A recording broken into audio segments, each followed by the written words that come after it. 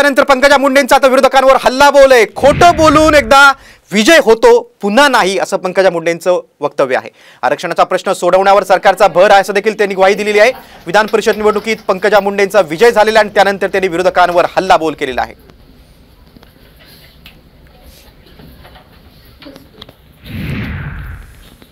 विधान परिषदेचा निकाल लागलेला आहे। पंकजा मुंडे यांचा विजय देखील झालेला आहे।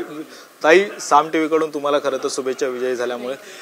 ताई, मात्र गेल्या काही दिवसांपासून पंकजाताई पुन्हा एकदा विधान परिषदेत येतील, राज्यसभेत जातील, लोकसभेचं तिकीट मिळालं लोकसभेत जातील अशी एक चर्चा होती। मात्र अखेर विधान परिषदेवर काय सांगाल?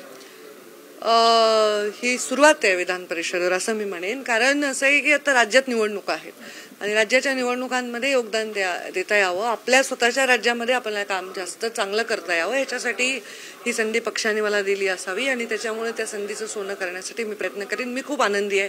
5 वर्षानंतर मी महाराष्ट्र राज्यामध्ये काम करायला उत्सुक आहे।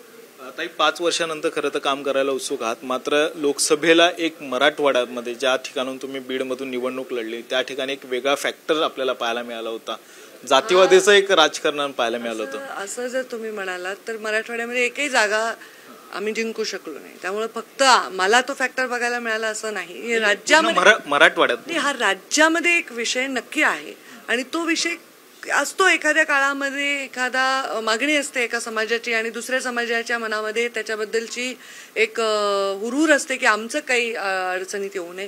तर हे समतोल जे आहे तो साधण्याचे नेत्यांनी प्रयत्न करावा लागतो आणि सरकारने पण त्याच्यामध्ये प्रयत्न करावा लागतो आणि ते करतायत उचित प्रयत्न आणि करतील असं मला विश्वास आहे। एक शेवटचा प्रश्न, गेल्या काही दिवसांपासून ज्या सगळ्या राजकीय परिस्थिती पाहता एक फेक नरेटिव्ह हा एक मोठा विषय सध्या चर्चेत आहे।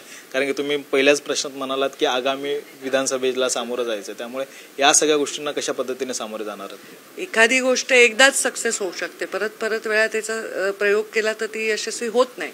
त्यामुळे एखादा नेरेटिव्ह लोकांना भिडवण्यासाठी वगैरे जर कोणी सेट केला निवडणुकीत तर त्याचा फायदा लोकसभेमध्ये समजा आमच्या विरोधकांना जरी झाला असेल तर ती परिस्थिती परत विधानसभेत राहील असं नाही। लोक आता ऑलरेडी म्हणजे लोकांना चुटपुट वाटते की लोक या ज्या पद्धतीने मतदान झाले, आता मला वाटतं याचा परिणाम असा होईल की विधानसभेमध्ये लोक भरभरून मतदान करतील। काँग्रेसची काही मतं फुटल्याचं चित्र देखील पाहायला मिळालं, कारण की विधानसभेला खरं तर तुम्ही तयारी करतायत पक्ष म्हणून या सगळं।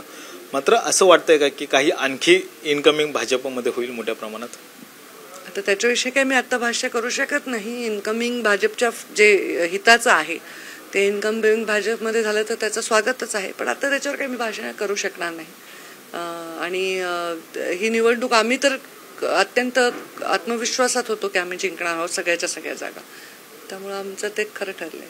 नक्की एक आत्मविश्वास होता आणि त्यामुळे पुन्हा एकदा विजय झालेले आहेत आणि पंकजा मुंडे पुन्हा एकदा राजकारणामध्ये सक्रिय होताना पाहायला मिळणार आहेत। व्हिडिओ नितीन खरासह गणेश कवडे, साम टीव्ही मराठी, मुंबई।